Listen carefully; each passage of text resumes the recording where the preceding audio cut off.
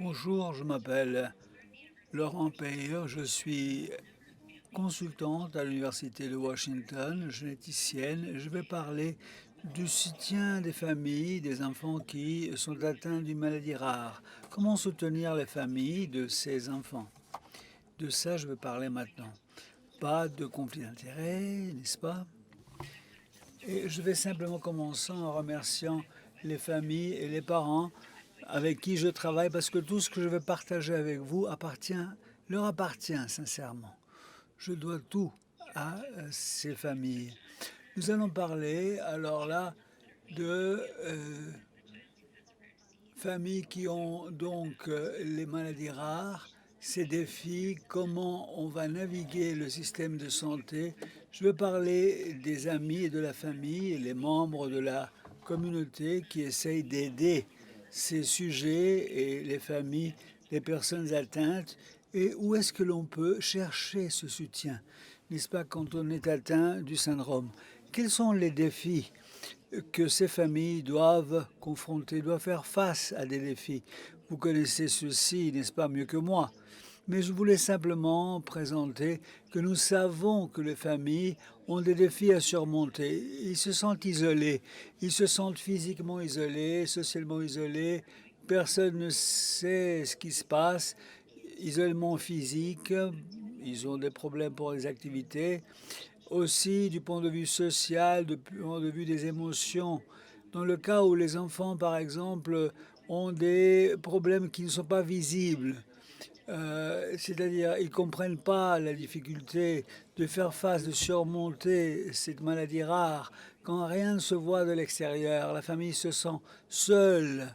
Un autre élément, un autre défi important, c'est que les membres de la communauté ne savent pas comment aider ou ils essayent d'imposer quelque chose qui n'est pas ce que la famille nécessite. Je dois dire qu'ils reçoivent des conseils à partir des gens qui n'ont aucune idée de ce dont ils ont besoin, mais ils ont des solutions, ready-made solutions, des solutions faites, toutes faites, qu'ils offrent à ces personnes. Quand un enfant est diagnostiqué d'une maladie rare, c'est un problème grave pour les parents quand ils ont une condition génétique, ils se sentent coupables. Ils ont passé l'ADN aux enfants. Ils n'ont pas de contrôle sur ce qui se passe, mais ils se sentent coupables. C'est quelque chose qui arrive à maintes reprises dans la conversation avec les parents. Et ils se sentent extrêmement stressés. Et ils essayent de faire en sorte que l'enfant puisse être guéri.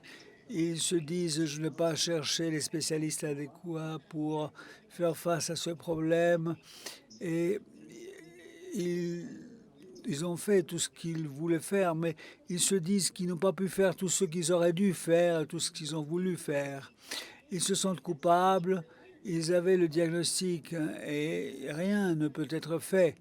Mais il y a du stress. Ils savent qu'il y a beaucoup de tension, beaucoup de stress au niveau de la famille sur eux, dû au fait qu'ils sont porteurs de la maladie.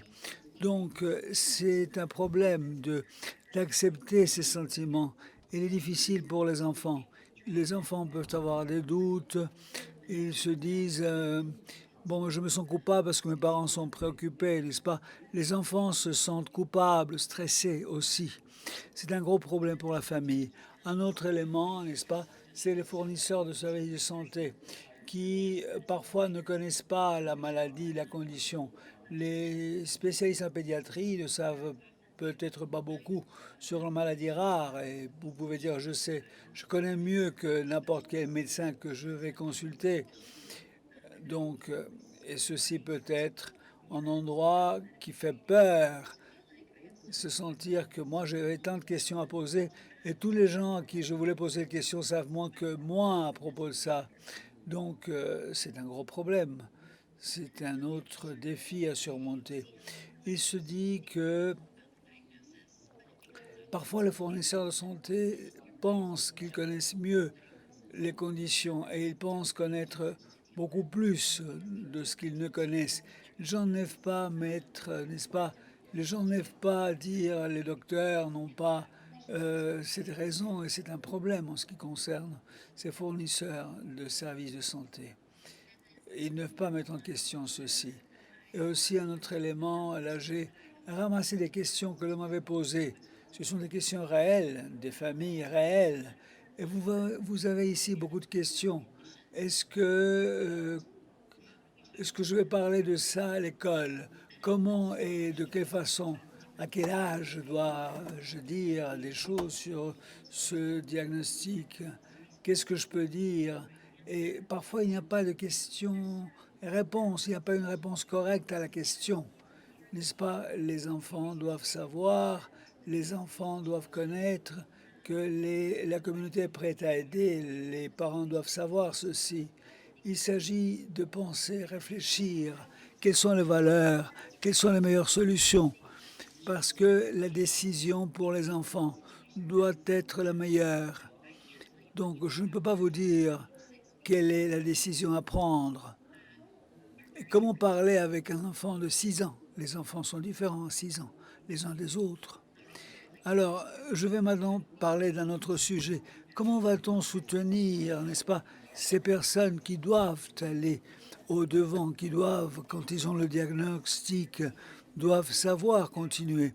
Et alors là, il n'y a pas de recommandations, de guidelines basées sur les preuves claires, sur l'évidence médicale, sur les preuves médicales dans la plupart des maladies rares. Les patients, les sujets peuvent recevoir des recommandations différentes d'après plusieurs fournisseurs de services de santé. Et les malades, parfois, les centres universitaires où ils font la recherche pensent connaître mieux que personne la maladie. Et moi, je travaille dans une clinique et c'est un centre en ce qui concerne l'EDS vasculaire. Je travaille avec l'expert pendant des décennies, le Dr. Peter Baez, et nous voyons beaucoup de questions. Et nous essayons d'aller de l'avant, aider la communauté, aider les gens à surmonter le problème. Les gens parfois ne savent pas aller de l'avant. Et il faut continuer, il faut bien sûr choisir une équipe médicale adéquate. Quoi faire donc quand on a donc une famille avec un enfant atteint de la maladie? Eh bien, il faut évidemment, dans le cas SED vasculaire, il faut établir une équipe de soins et voir ce qui va être fait. Et bien sûr, ils doivent savoir à qui poser des questions près des situations médicales. Avant que la situation n'arrive, ils doivent savoir à qui s'adresser. Et aussi, on essaie de soutenir ces fournisseurs de services qui doivent connaître le CED et pour voir ce qu'ils connaissent déjà à propos de ça. Comment gérer la douleur, comment réparer une rupture intestinale par exemple. On en a parlé. C'est-à-dire un contexte. Si vous avez cette personne qui vient vous voir avec une rupture intestinale, qu'est-ce que vous allez faire? Voilà ce qui peut être différent dans le cas de cette personne atteinte de cette maladie. C'est-à-dire donner l'information aux fournisseurs de services pour qu'ils puissent, même s'ils ne savent pas tout sur ce diagnostic, pour qu'ils puissent aller de l'avant et traiter le sujet. Voilà comment on voit l'équipe qui va s'occuper. C'est-à-dire le centre, c'est le sujet, le malade, le patient est au centre. Et bien sûr, tout doit tourner autour de ce sujet, de cette personne, de ce dont la personne a besoin. Il faut trouver un fournisseur, un médecin traitant, un médecin généraliste de qualité qui puisse être au centre du service, au centre qui puisse être capable de passer ce plaidoyer, lutter pour les droits de la personne et tout faire pour évoluer et progresser dans ce système. Alors notre rôle en tant que spécialiste en génétique, quand il y a une question concernant la génétique, quelqu'un qui connaît mieux ceci, bien c'est nous qui sommes disponibles pour répondre aux questions, même si le malade est loin. On peut envoyer un courrier électronique, recevoir un appel, et nous pouvons le faire. On veut être en contact avec le sujet, la famille, mais aussi avec les médecins de famille, avec les médecins traitants.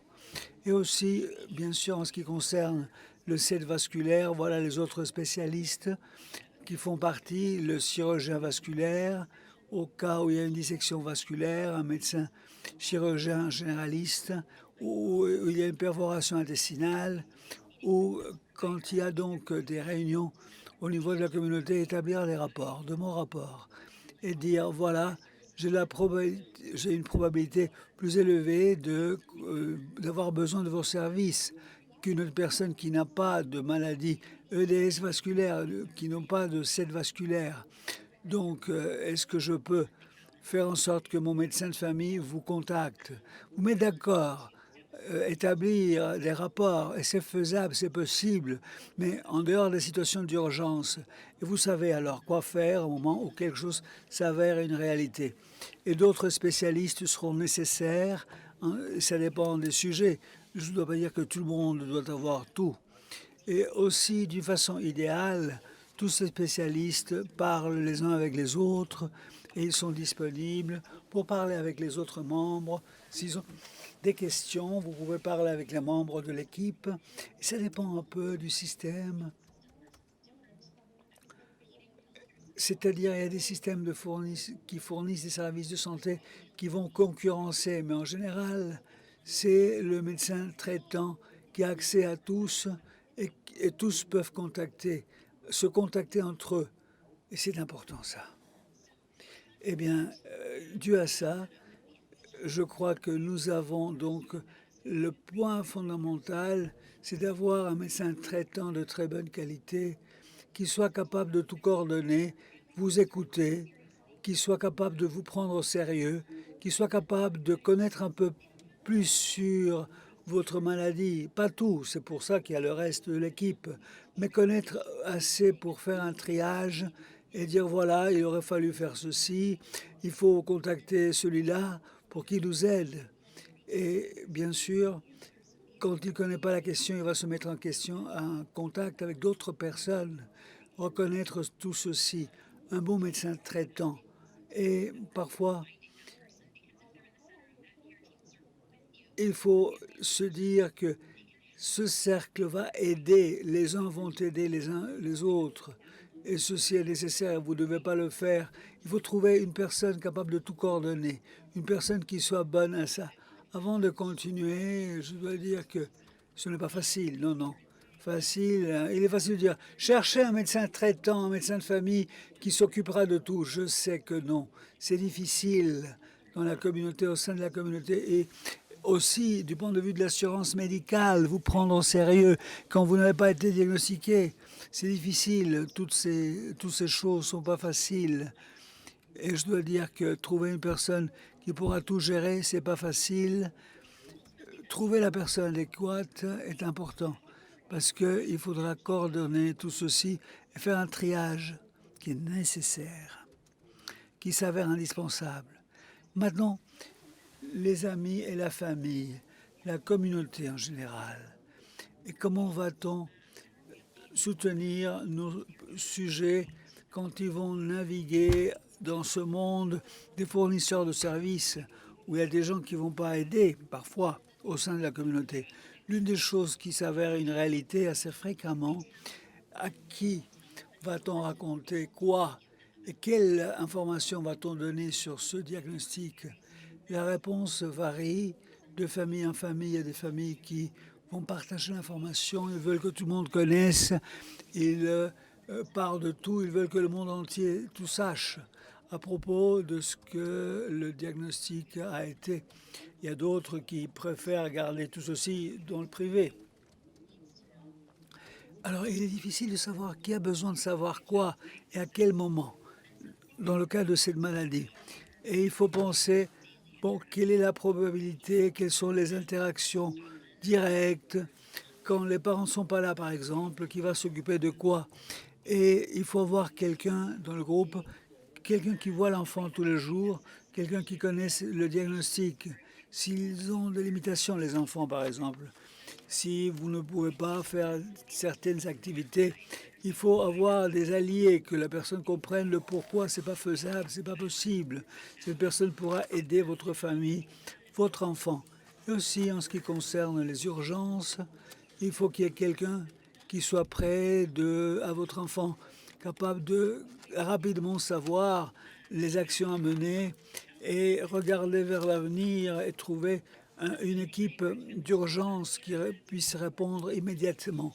Ceci est fondamental, les interactions de tous les jours et comment gérer les urgences et quoi et jusqu'à quel point faut tout raconter. Quand on pense à l'éducation des personnes au sein de la communauté, j'aimerais encourager les personnes et les familles à partager les expériences. Vous connaissez mieux que n'importe qui, que n'importe quel fournisseur de services.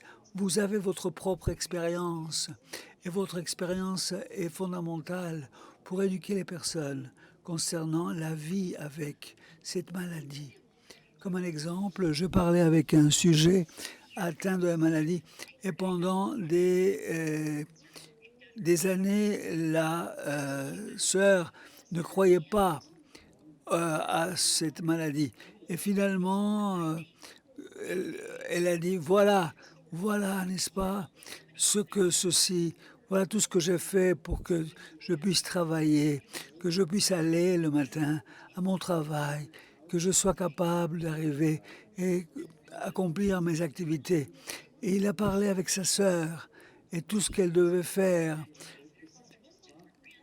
tout ce que la sœur considérait comme une chose évidente, ouvrir la porte et avoir une conversation. Alors, elle a parlé avec sa sœur. Ces expériences sont très importantes. Partagez ces expériences avec des gens avec qui vous pouvez partager ces points de vue, parce que c'est plus important que n'importe quelle autre solution. Et vous avez aussi besoin d'obtenir de l'information d'importance à partir d'une source médicale. Et ceci est très important.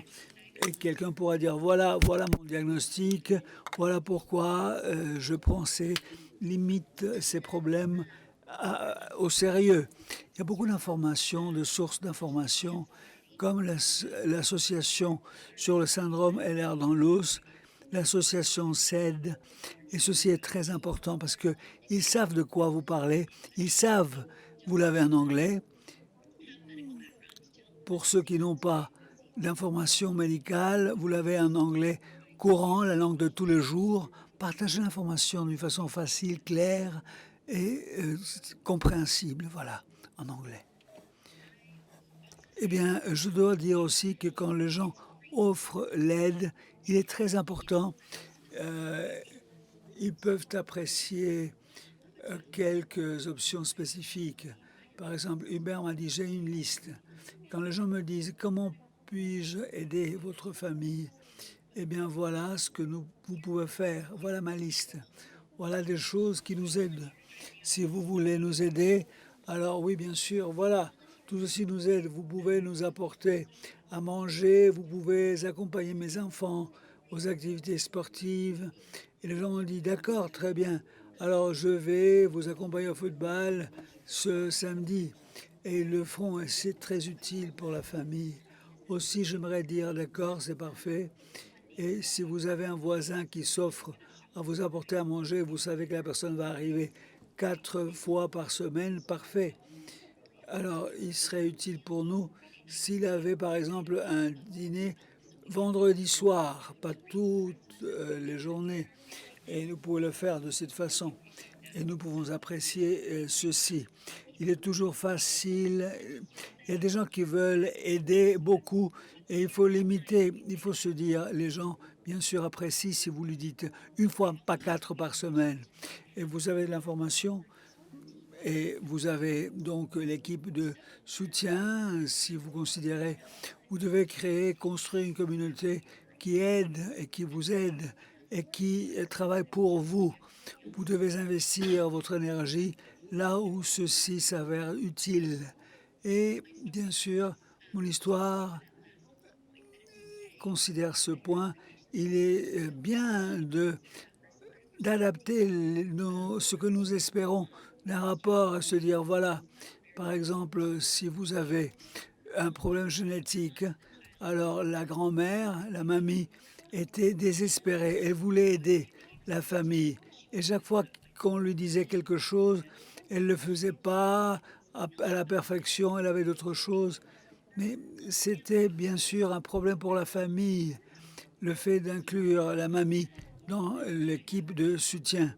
Et la mamie a dit, eh bien la meilleure chose, c'est lui dire voilà ton projet, voilà ce qu'on aimerait que tu fasses, et lui donner quelque chose qui ne nous intéressait pas. C'était important, mais la mamie se sentait importante, elle pouvait se sentir part de cette équipe de soutien. Et de cette façon, c'était la mamie. Et le rapport, c'était être la grand-mère. C'était ça qu'ils attendaient de cette femme. Simplement, quelque chose que j'aimerais vous suggérer, vous proposer, adapter ce que vous attendez des rapports avec les personnes d'après la personne. Mais vous donnez quelque chose à faire et ne pas la considérer comme vraiment faisant partie de votre équipe de soutien. Et aussi, j'aimerais mettre noir sur blanc que les gens ont besoin d'aide. Vous avez donc les caregivers, donc les personnes qui soutiennent les autres personnes, qui s'occupent des soins de la personne. Et nous pouvons avoir, par exemple, l'aide-soignant d'une personne avec des problèmes, ou quand le diagnostic n'a pas été fait, il y a des gens qui se sentent stressés et qui peuvent voir ceci et peuvent considérer que l'attention n'est pas centrée sur eux. Alors, très important est de partager tout ceci. Et nous avons donc des membres de la famille, les frères et les sœurs peuvent devenir membres du groupe de soutien. Ils ont des diagnostics différents parfois, qui peuvent ne pas être le même, et peut-être les conditions financières ne sont pas les mêmes, et parfois les personnes se sentent un peu coupables. Donc, mais où est-ce que l'on va trouver ce soutien? Je vais terminer avec quelques idées. Où est-ce qu'il faut chercher ce soutien si vous êtes un fournisseur de services et vous ne savez pas à qui je m'adresse? C'est simplement pour vous dire ce que j'ai fait et ce que je trouve utile. Quand on parle de CED, l'association CED, bien sûr, c'est un endroit pour trouver un soutien online et du point de vue des émotions. Vous pouvez aussi parler aux membres locaux et partout dans le monde. Ça dépend de ce que vous cherchez, bien sûr. Et vous avez une autre organisation, c'est l'Organisation nationale des maladies rares, National Organization for Rare Disorders. Cette association, cette organisation nationale sur les maladies rares, ils ont donc un website, un site web, et bien sûr, ils ont de la formation sur comment vivre avec une maladie rare qui n'a pas été diagnostiquée. Et finalement, ils sont là parce qu'ils se sentent comme s'ils avaient l'EDS, le CED, mais ceci n'a pas été officiellement diagnostiqué. Donc vous avez aussi des réseaux sociaux et il y a beaucoup de gens qui vivent avec des maladies qui n'ont pas été diagnostiquées. C'est semblable, mais pas la maladie. Et finalement, les groupes de Facebook, d'autres réseaux sociaux seront utiles, bien sûr. Et bien sûr, probablement, vous avez ce qui soutient le diagnostic, mais il y a des choses qui sont plus spécifiques. La fatigue, ou par exemple des douleurs articulaires, des symptômes, des groupes de soutien d'après les symptômes. Vous partagez des idées sur comment pallier, comment aider. Et vous avez donc vous avez EDS, le CED, l'association CED. Et finalement, je vais vous encourager à participer. Si vous voulez participer au travail de groupe, vous devez faire ce plaidoyer, lutter pour les droits, lutter pour ces personnes, même dans l'association CED. Et quand vous le faites, vous voyez les gens qui travaillent au sujet, en tant qu'équipe, même ceux qui font de la recherche. Et vous devez poser la question à vos fournisseurs de services de santé s'ils connaissent d'autres sujets, d'autres personnes atteintes de la maladie. Et ceci ne sera pas considéré comme une charge, mais c'est une possibilité. Il est raisonnable donc de consulter les fournisseurs de services de santé s'ils connaissent d'autres patients, d'autres sujets, et dire, voilà, j'ai ces deux familles qui ont un enfant, une fille de 8 ans, 9 ans, qui ont des maladies rares, même si ce n'est pas la même maladie rare, mais vous pouvez parler avec des gens, des voisins, des locaux, et ces connexions vous aideront énormément. bien sûr avec la permission, bien sûr, il faut consulter d'abord s'ils sont d'accord. Pour terminer, j'aimerais suggérer que vous ne pouvez pas, si le groupe n'existe pas, vous le créez. Il faut commencer le travail. Beaucoup de, beaucoup de travail. Je ne dis pas que ce soit facile, mais si vous pensez qu'il faudrait le faire et le groupe n'existe pas, vous allez créer ce groupe. Vous allez faire quelque chose d'extraordinaire. Vous allez construire quelque chose de merveilleux. Et vous pouvez trouver quelqu'un qui veut commencer un groupe et qui fait partie de votre groupe de soutien. Et vous pouvez donc passer le message et faire du bouche à oreille, et essayer donc de créer le groupe. Et je vous remercie de votre aimable attention. Et il faut soutenir les familles des enfants atteints des maladies rares, et j'espère pouvoir être utile au moment de la séance questions-réponses. Merci beaucoup.